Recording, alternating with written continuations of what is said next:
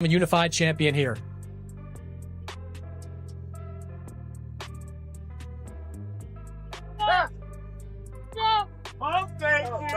Promise. I afford every style. What, all right. What can you bring to the table? All right. What can you bring to the table? You see what the 23-year-old brings to the table June 27th. You can ask one of your sparring partners. He knows. Who? He knows. He's sitting right in front of you. Only one that has 2 belts in the division. You want these. I don't need to fight you. I could have fought anybody else. No, you're absolutely right. You ain't have to fight me. You could have fought somebody else. But I'm just saying, if you believe in yourself that much, I believe if the roles were reversed, I would have did the same. If you was a challenger and I had the belt, I would have took the 50. Jaron loses his temper and shoves his opponent during a heated press conference, instantly throwing the room into chaos. In just moments, all control disappears, and what was meant to be a normal promotional event turns into an intense confrontation, with neither side willing to step back as tensions continue rising ahead of this massive fight. Cook you bad. Real bad. Make sure you ready though. I'm always Make sure you ready. Undefeated 35 And you not even big. A lot of smiles right now, but no smiles in the ring in June when these two go at it. It is going to be a physical fight between Xander Zayas and Jaron Ennis. Second fight. Don't things come back home with me. Touch him one more time. Last time you're going to touch him.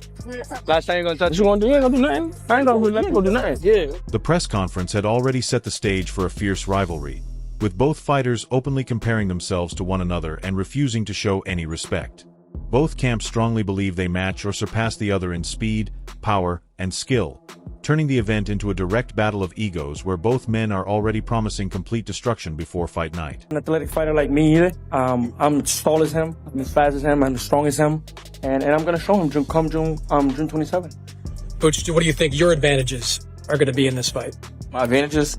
I'm gonna do whatever I want. Straight like that. Like it's nothing he could do to stop what I'm doing. Like I said before, he's a good fighter, but there's levels. There's really levels to this game. This moment turns into a clear breaking point that leads to a shove, as Jaron keeps applying constant verbal pressure and gives Sanders no room to breathe. Continuous accusations, strong confidence, and a disrespectful tone push the tension in the room to its highest level, creating an atmosphere where frustration finally boils over completely. You be ready. And like I said, bro, I'm not gonna miss. Bro, that head that you got, I promise you. That's crazy, bro. I promise you. That jump crazy. It's like you said, it's boxing. We gonna get hit. We gonna get hit. You get hit too, and you get hit flush. And I've seen it. I've seen you being hurt. No, never. All right. I haven't been hurt. I haven't been hurt. All right. You have not seen me hurt. I'll show you some highlights later. Yeah, show me some highlights later. Please do. I seen you get hurt for sure. Yeah. By one time. Yeah, by regular people. By D+ fighters. Yeah, one time. Yeah. He wasn't even hurt. He wasn't even hurt. Listen though, you getting better. Yeah. Like I said, it's leveled, bro, and I'm gonna really show you. It's all right. I'm really gonna show you. Please work on moving your head. Jaron Ennis responds immediately after the chaos, brushing aside the narrative being built around him and shifting the focus back onto his opponents.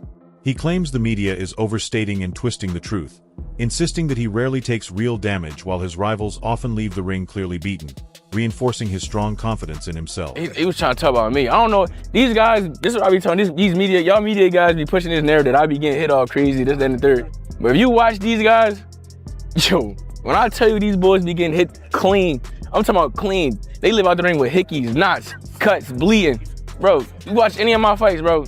Xander Z fires back after the press conference clash, promising to drag Jaron Ennis into territory he has never experienced before. He questions the physical advantages Ennis depends on and shifts the pressure right back onto him. He warns that fight night will expose every weakness once real skill meets equal athleticism. I'm gonna take him to somewhere he's never been. You know, he's gonna feel uncomfortable. He's gonna be uncomfortable when it comes to fight night. It's easy to face guys that you're bigger than them, you're more athletic than them. But when you're facing a guy that is as big as you, that is as athletic as you, that is as composed, as smart as you, it's a whole different story. And come June 27th, he will see. Greg Hackett explains how the face-off completely changed the dynamic between Jaron Ennis and Xander Zayas, noting that real hostility began the moment Ennis refused to break eye contact. He suggests that mental edge may have already shaken Z, especially with the repeated belt grabbing and rising tension in the room, creating questions over whether allowing Ennis that space was already a psychological mistake. Xander way of turning up, which it wasn't bad. I ain't mad at it, but I think tension, once they did the face-off, that's when the real tension started. And I think Boots got under his skin the fact that Boots ain't take his eyes off him. You know what I mean? So it really turned up. And, you know, he kept touching the belts. But you got to get comfortable, you know what I mean, with your hardware, you know? Do you think that was a mistake Xander letting Boots into his space? A mistake? It could be. It could be because you let him get you comfortable. But at the same time, that's up to him to decide. You know what I mean? Jaron brings a uniquely dangerous skill set into this contest, mixing elite defensive awareness with powerful knockout ability. That combination makes preparation extremely difficult for Xander Oz, because even the smallest mistake in training or on fight night could lead to sudden damage, making this a high-stakes battle between real danger and pure ambition. Up there with a Terrence and those kind of guys, you know. I think the difference with Boots is he's got the defensive mastercraft, and he also has the aggressive power to turn your lights out. Timothy Bradley highlights the growing belief around Xander Zayas, noting that he has been aiming at big names for a long time and truly believes he can compete with elite opposition without hesitation. He also emphasizes Zayas' ring IQ and tactical mindset, showing that this is more than just confidence and instead reflects a measured approach against a dangerous opponent like Jaron. Like, I want Boots. He's always said that he wanted to fight Boots. He's always said and told me that he's always wanted to fight Virgil Ortiz. He said he's like, I'll beat, Fedora. He said that too. He was like, I'll beat Fedora. I'll beat him right now, But I feel like from a talent standpoint, and he is talented as well. Xander has a really boxing high IQ. He does. And you can tell not only in the ring, but you can tell outside, even when he does commentary. Coach Kenny points out a major technical flaw in Xander Zayas' style, saying his tendency to stay flat-footed during exchanges could become a serious weakness against fighters as sharp and explosive as Jaron and Ennis. He warns that if Xander cannot roll or make adjustments under pressure, the defensive gap could be heavily exposed at this level and quickly shift the momentum of the fight. Maybe 8, maybe inside 5. I like,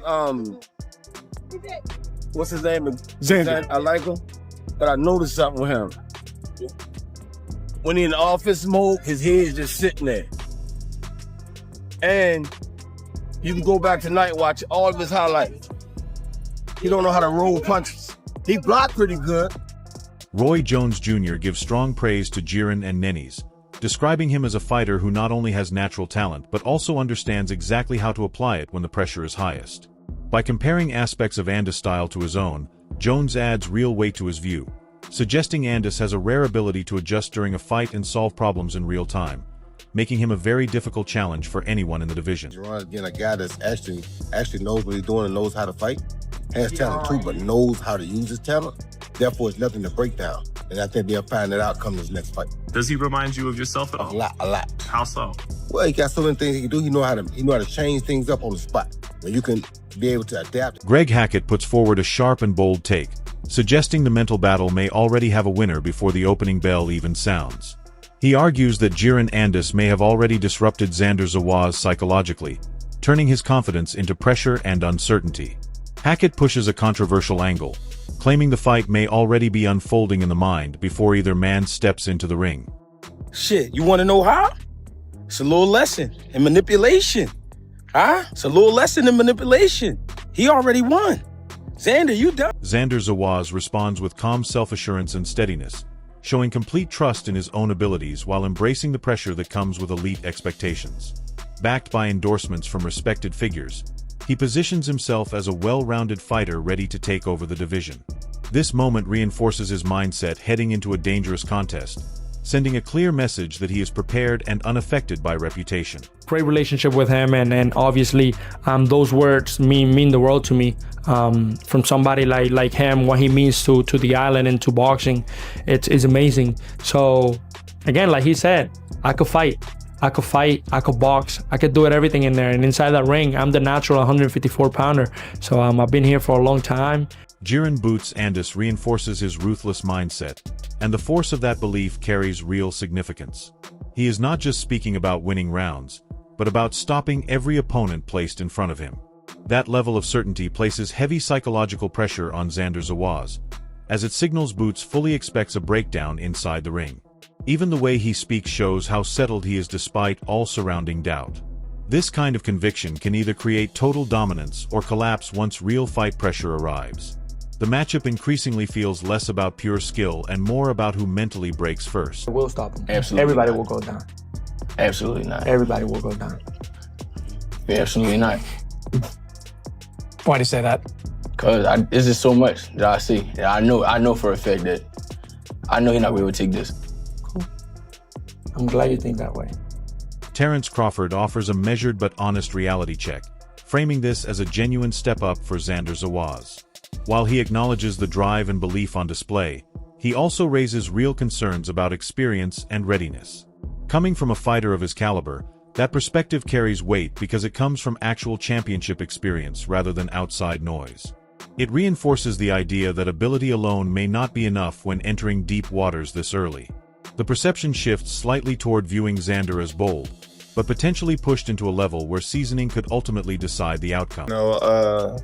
Especially for Xander at this point in his career, but it shows his heart and his confidence, that he has in himself. And he's ready to go make history for his country. And he's going to do real well in that fight. I just think, right now. Raul Roy Romero delivers a direct warning that shifts the entire tone surrounding this matchup. His argument centers on the experience gap, pointing out that Boots Ennis has seen more, endured more, and is far better equipped for elite-level chaos. That divide often separates contenders from champions once real pressure arrives. Xander Zayas' youth and ability still earn respect, but the real question is whether he can absorb sustained intensity from a seasoned fighter like Jaron.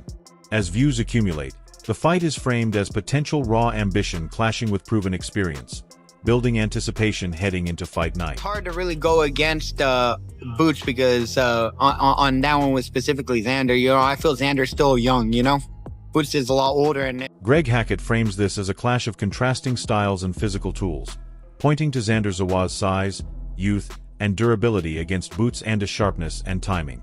The fact that Xander has never been stopped adds a psychological layer, since breaking that kind of toughness is never simple. Meanwhile, Boots carries the reputation of a fighter who can overwhelm anyone once he finds his rhythm. The stakes rise both mentally and physically as each man believes he has the edge in his own way.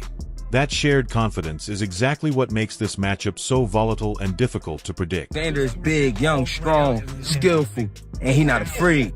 Boots, we know he trying to bring everything to the table, the speed, the power, just the lights. He bringing everything to it. I think it's a great test for Boots because this is a guy who you could say is durable. You can say he's durable because he's never been stopped. I never even seen him go down. You know what I mean? So it's not like we talking about a chump. You know what I mean? He come in to fight. And I think this kid being young will make him dangerous. Him being young, energetic, and then a big guy. He got real good size to him. You know what I mean? Strong guy. And I think that right there enough. Jaron Boots closes the exchange with composed confidence, giving Xander Zayas credit while still warning that early danger could come quickly in this fight. The suggestion that things might end fast adds a sharp edge to his comments, showing he already sees openings others might miss. Still, he does not fully dismiss Xander, keeping a level of respect in his tone. This creates a charged dynamic where one fighter is hunting dominance, while the other backs himself to survive and adapt. Fans remain divided on whether this becomes Xander's breakthrough or another controlling performance from Boots. So far, obviously you haven't been in the ring with him yet, but are you expecting that at least? I can't really say like you said because I haven't been in the ring with him, so I don't know. Yeah. Who knows? I could go in there in the first round and get him out there, and we're not going to see nothing from him. So, I can't really say, but I think he got out of all the guys at 54, he got a better skill set. This rivalry has grown into as much a mental test as a physical one. Jaron Boots appears psychologically more aggressive, constantly pushing the idea of stoppages and full control, showing no doubt in his ability to break whoever stands in front of him. Xander Zayas, on the other hand, carries quiet confidence and long-range ambition, but now carries the heaviest pressure of his career against an opponent who specializes in disrupting rhythm from the opening bell. What is at stake is not just rankings or reputation, but identity at the elite level. If Boots starts fast, it becomes a statement performance. If Xander weathers the early storm, it turns into a chess match where composure decides everything. The fight can shift based on who takes control of the mental space first. Right now, Boots looks slightly ahead mentally, but belief alone means little once real punches are thrown. The question is simple. Does this become the night Boots stamps himself as a future king of the division?